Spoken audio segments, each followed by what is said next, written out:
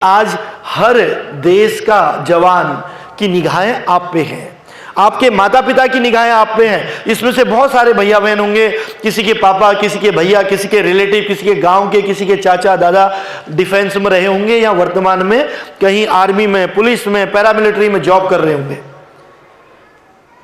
कई लोग तो कई सालों में घर आते हैं, 6 महीने में आते हैं, 8 महीने में आते हैं, घर में माँ रहती है। अब देखिए, हम विद्यालय में पढ़ रहे हैं, हमें लगता है कि हम स्कूल की पढ़ाई कर रहे हैं, बहुत बड़ी बात है।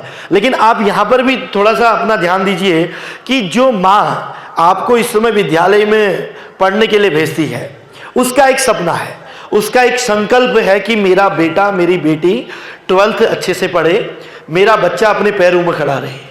वो पिता जो इस समय सरकारी में, प्राइवेट में होगा, या कोई लेबरी कर रहा होगा, या कोई छोटी सी नौकरी कर रहा होगा, लेकिन वो बच्चा, वो व्यक्ति, वो पिता अपने बच्चों के लिए, चाहे तो वो भूखा रहे, चाहे तो उसको कितनी भी परेशानियां हो जाएं, कितने भी कष्ट हो जाएं, कितनी भी दिक्कतें हो जाएं, वो ऑफिस में कितनी भी डांट खा ले, वो कितनी ही परेशानियां झेले, लेकिन अपने बच्चों के लिए फिर से शाम को मुस्कुराहट लेके आता है कि ताकि उनके बच्चों का भरण पोषण हो सके।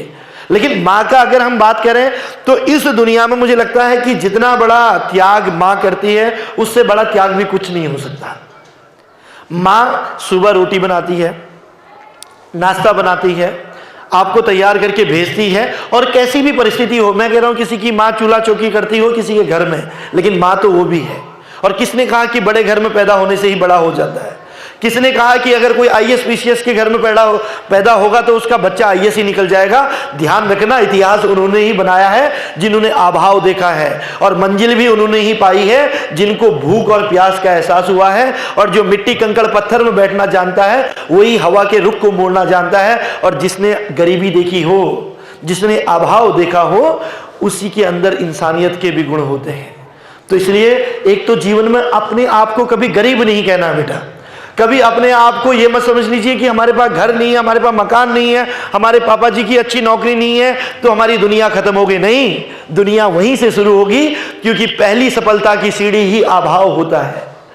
जहां से आपको अभाव महसूस हुआ, जहां से आपको लगा कि मेरी माँ कितना संघर्ष करती है, आपको जहां पर लगता है कि मेरे पिता कितना संघर्ष करते हैं, जहां पर आपने सोच लिया कि मेरे माता पिता के जीते जी मैं 5 साल और मेहनत करूंगा और अपनी माँ को एक दिन एक अच्छा इंसान बन के दिखाऊंगा, अपने पिताजी का सहारा बनूंगा। जो माँ बाप छोटे छोटे बचपन में हमारी उंगलियां पकड़ के हमको आगे बढ़ना चलाना सिखाते हैं, जो पिता अपने कंधे में अपने बच्चों को रखते हैं ताकि वो बच्चा वो दूर की दुनिया उससे ज्यादा देख सके, उन माँ बाप की ताकत बनूंगा।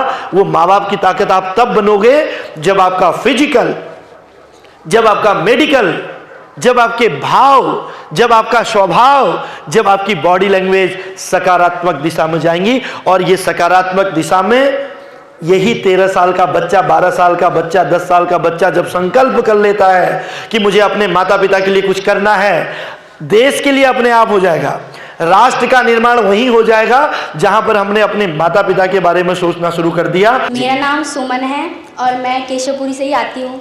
तो मुझे वैसे आज का जो प्रोग्राम है वो बहुत अच्छा लगा, क्योंकि ये नशा के ऊपर है। और मेरे इधर जिधर से मैं आती हूँ वहाँ तो ऐसे बहुत से केसेस होते हैं कि वहाँ कि सभी के पिता, मतलब स्कूल बहुत बच्चे कम जाते हैं, पर हमारे माँ बाप जो हैं वो बहुत अच्छे हैं, जो हमें स्कूल भेज रहे हैं, वो विद्या मंदिर में।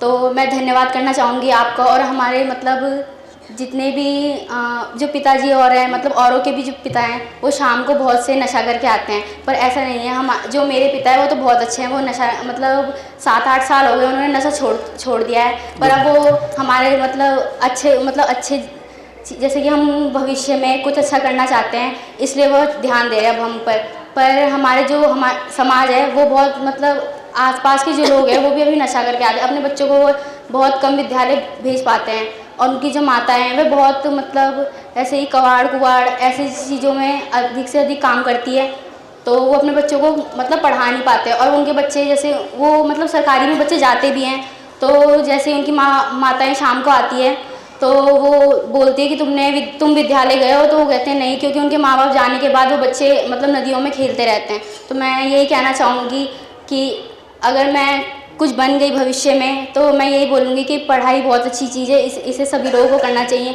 और सभी पिताओं को यही संदेश देना चाहूँगी कि वह नशा छोड़ दें। इससे भविष्य बन सकता है बच्चों का। जोरदार तालियां हमारी। देखिए कितनी इंपॉर्टेंट उसने बात की है। मैंने ये बात भी बोली थी कि कई बार जो परिवार का ही सदस्य नशे की गिरफ्त में होता है तो उस परिवार की क्या स्थिति होती है, इस चीज़ को हम समझ सकते हैं।